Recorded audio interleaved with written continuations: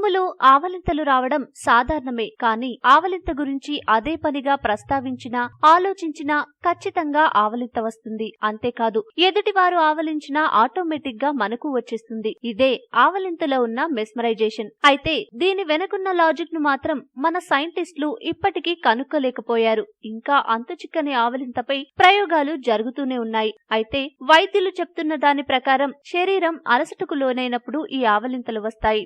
ఆవలింతలు అంటువ్యాధి రకానికి చెందినవి కాకపోయినా ప్రతిస్పందనల రకానికి చెందిన ఆరోగ్యకరమైన చర్యగా చెప్తారు. వాస్తవానికి మనిషి శరీరం పూర్తిగా అలసిపోయి నిద్రకు వేలాయే అని పిలిచినప్పుడు ఆవలింతలు వాటంతటవే వస్తాయి. కేవలం మనుషులకే కాదండోయ్, జంతువులకు ఆవలింతలు వస్తాయి. ఇంకా ఆవలింతలకు సంబంధించిన మరిన్ని విషయాలు తెలుసుకుందాం. తల్లి గర్భంలో ఉండగానే ఆవలింత మొదలవుతుందట. 11 వారాల వయసున్న గర్భస్థ శిశువు కూడా ఆవలిస్తుందని అధ్యయనాలు చెప్తున్నాయి. నిద్ర ముంచుకు వస్తుందని తెలపడమే కాదు, నిద్రలో ఉన్న శరీరాన్ని రిఫ్రెష్ చేసేందుకు కూడా ఆవలింత వస్తుందట.